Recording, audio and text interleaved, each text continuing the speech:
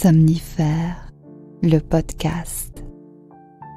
Bonsoir à tous, nous sommes le lundi 17 mai et Somnifère vous raconte ce soir l'histoire de Jacques et Suzanne, un couple d'amants qui prend plaisir à fuir Paris pour se ressourcer à la campagne et profiter de plaisirs simples. C'est une nouvelle de Paul Arène intitulée Le Nid. Et juste avant cela, une séance de relaxation pour faire le vide et évacuer les tensions de ce lundi de reprise. Un bonne nuit, tout spécial ce soir à Constance de Istres, Laure de Santander, Ali d'Asnières-sur-Seine et Alexandra de Paris, et merci d'avoir partagé Somnifère dans votre story Instagram. Plus d'infos en description de cet épisode. Je vous souhaite une excellente nuit et maintenant place à notre séance de relaxation. La séance de relaxation. Mettez-vous à l'aise, fermez les yeux et permettez-vous de déconnecter de votre journée.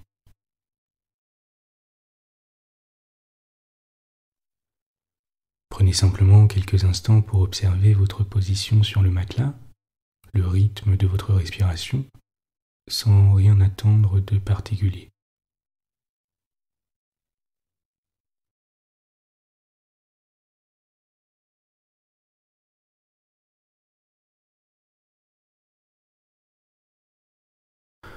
Sentez votre poitrine se soulever à l'inspire et redescendre à l'expire.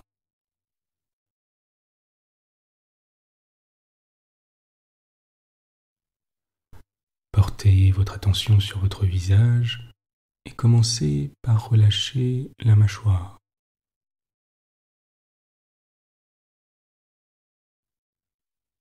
Puis la langue,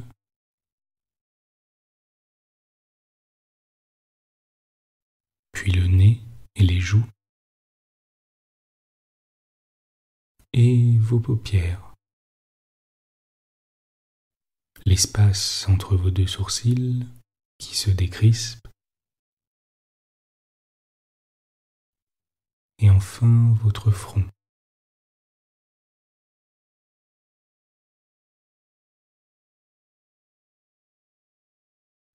Prenez un instant pour observer le reste de votre corps, et s'il reste quelques tensions ici et là, tâchez de les relâcher et de vous détendre complètement.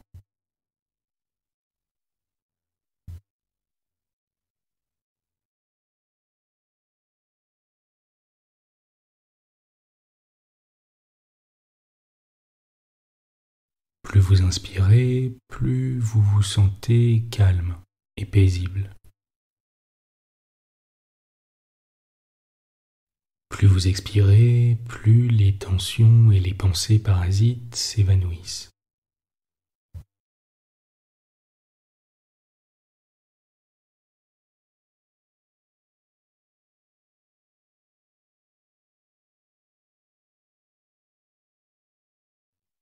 Imaginez à présent une plume qui a la capacité d'irradier la détente et la relaxation partout où elle passe. Elle peut être de la couleur que vous souhaitez, mais elle a la particularité d'être incroyablement douce, aussi douce que le cachemire.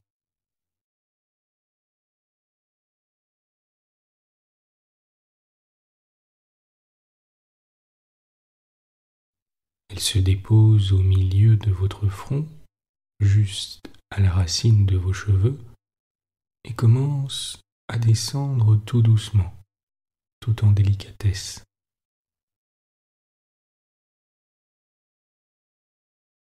Jusqu'à votre nez,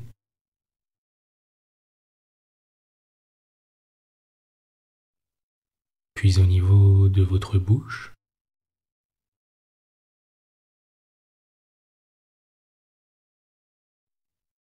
puis de votre menton.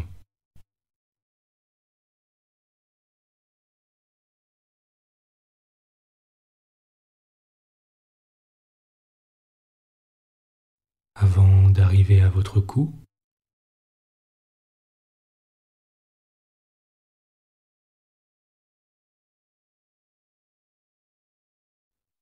puis au niveau de la poitrine.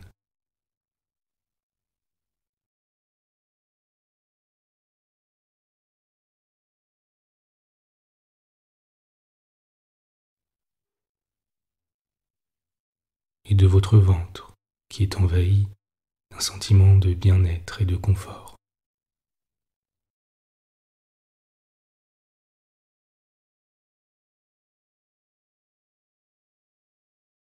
Et enfin de votre région pelvienne.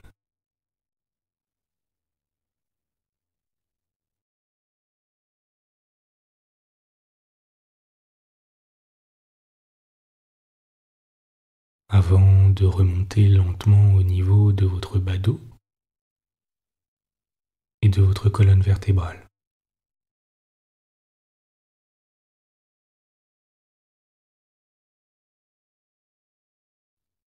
Vertèbre par vertèbre,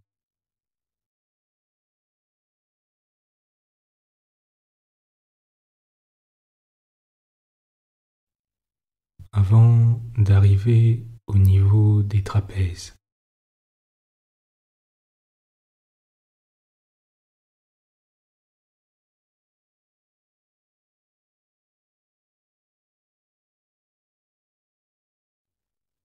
Et de vos épaules qui s'abandonnent complètement sur le matelas.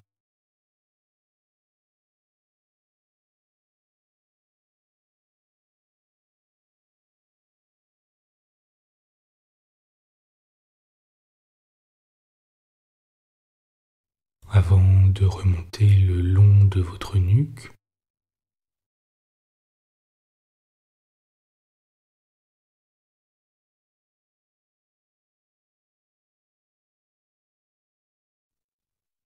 et de votre tête, désormais parfaitement relâchée.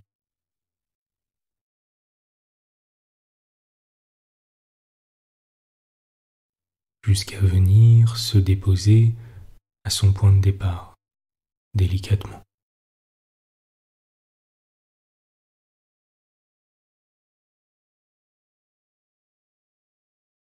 Prenez un instant à présent pour ne rien faire d'autre que d'apprécier ce moment de tranquillité.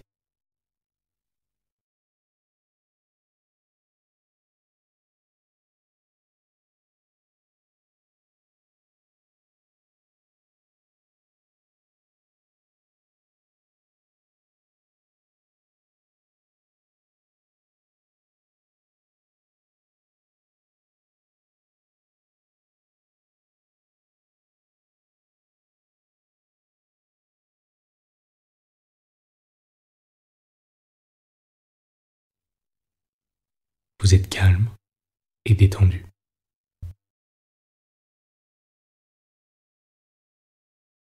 L'histoire du soir. Paul Arène, le nid. Après avoir couru tous les environs de Paris, Jacques et Suzette trouvèrent enfin un logis selon leurs désirs. Car les oiseaux ont cette supériorité de se construire leur nid eux-mêmes.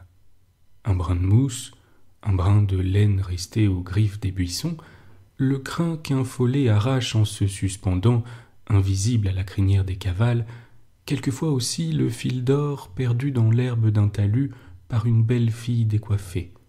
Et voilà, sans grande peine et sans grande dépense, de quoi abriter un printemps d'amour. L'homme, hélas, ne saurait en faire autant, et à moins d'être personnellement maçon, il doit se contenter d'un nid de rencontre.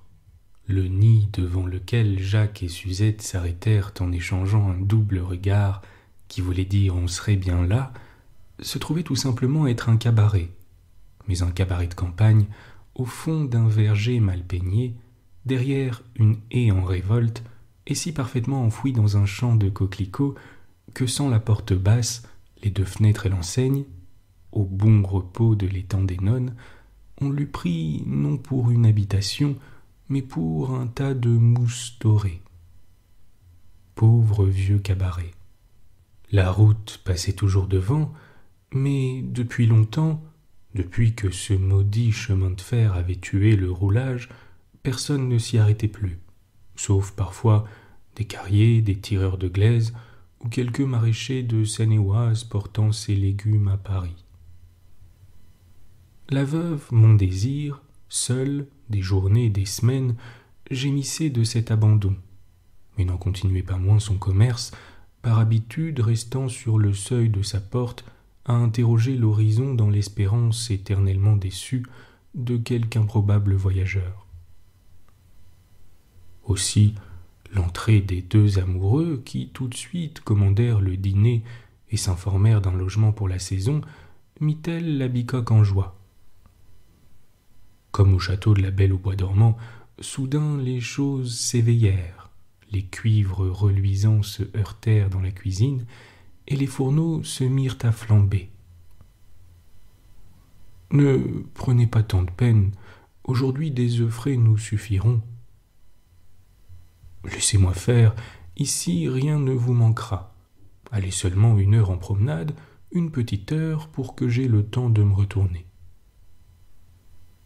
Et en effet, quand ils furent de retour après la petite heure accordée, une appétissante fumée montait à travers les iris du toit, la brise jouait devant le seuil avec des plumes de volaille, et la peau d'un lapin aussi gros qu'un lièvre, fixé par 4 clous au bois du volet, achevait de sécher son envers à reflets de nacre dans les rayons horizontaux d'un superbe soleil couchant. On se mit à table, porte fermée. Sous les grands chandeliers, des faïences à fleurs égayaient la nappe blanche. Un vin léger, pas venu de bien loin, riait en remplissant les gobelets de verre clair. Et tout cela était si joyeux que, sa gibelotte servie, la veuve Mondésir ne put s'empêcher de larmoyer un peu, dans le coin de son tablier, au souvenir des beaux jours de jadis, quand la maison était toujours pleine et que son Mondésir vivait. Jacques et Suzette non plus n'avaient pas perdu leur temps. Pendant ce court voyage d'exploration, ils venaient de faire aux alentours de leur demeure les plus étonnantes découvertes. Une lande d'ajonc sur un plateau parsemé de mares luisantes et pittoresquement bouleversé par d'antiques exploitations de meulières, un vallon étroit, tortueux, avec des fourrés pleins de rossignols, et tout à fait sauvage à cela près que ses flancs abrupts d'ailleurs avaient été transformés en champs de fraisiers, d'œillets et de roses. Quoi encore, un ruisselet, une fontaine, une route bordée de vieux noyers, une carrière, où comme à Fontainebleau des ouvriers attaquaient au marteau pour en tirer des pavés, et enfin une forêt, ici plate, avec de grands chênes aux ramures régulièrement étalés, montant droit comme des piliers.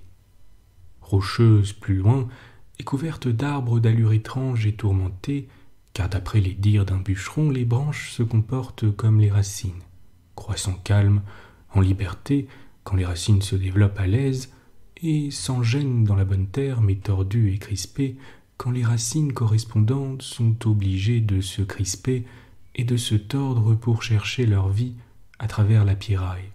Quel pays à souhait pour être heureux, et pour nous donner, sans aucun des 1000 ennuis qui gâtent les lointains voyages, une suffisante illusion d'inconnu et de solitude.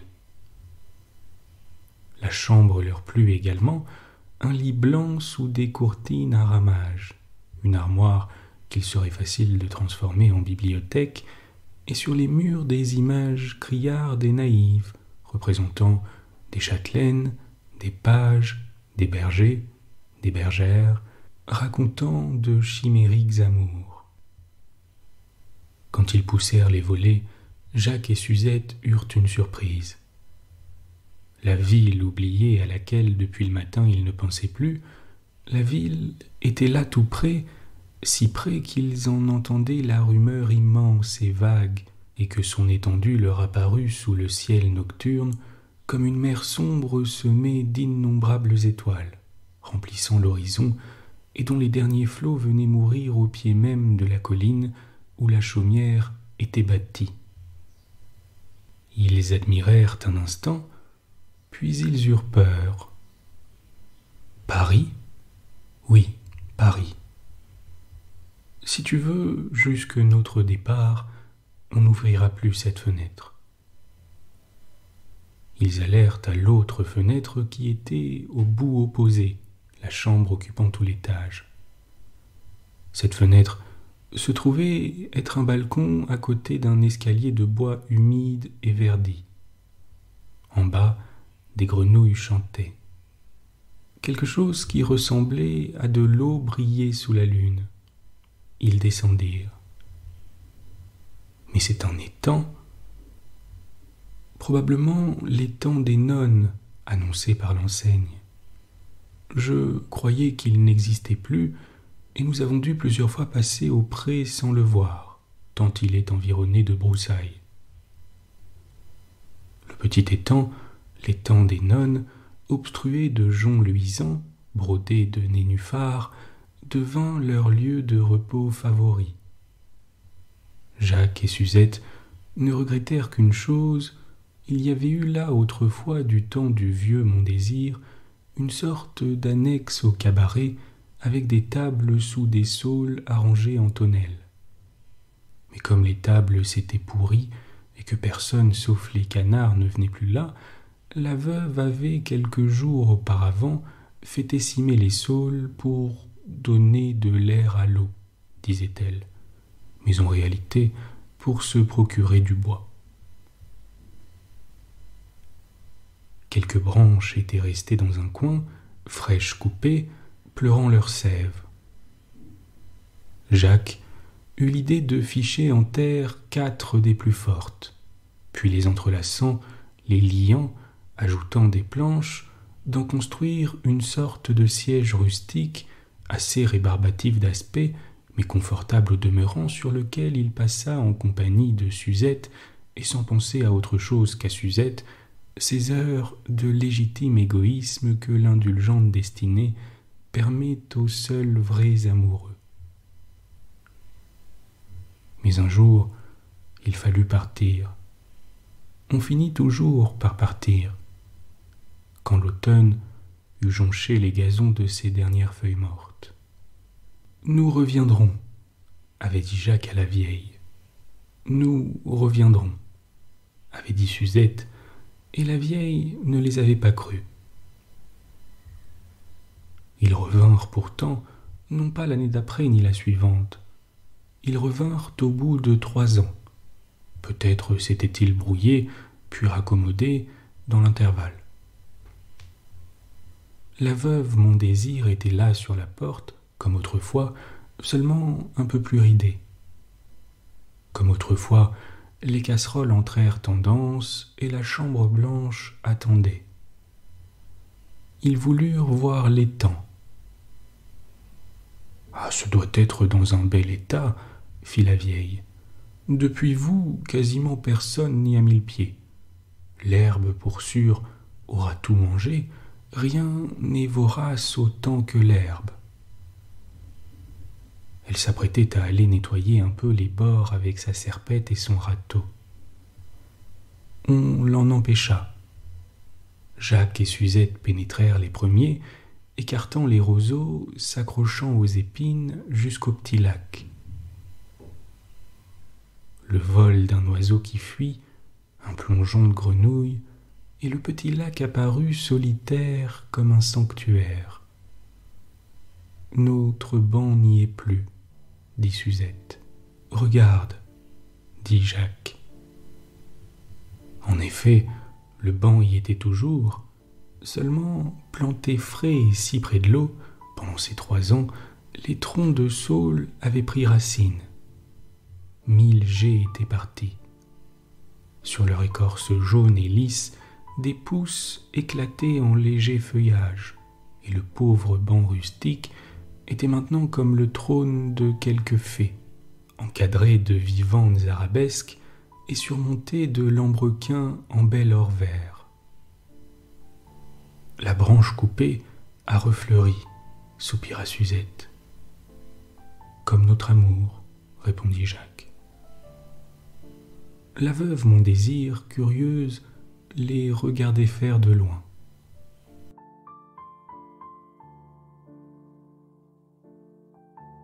Bonne nuit. Bonne nuit.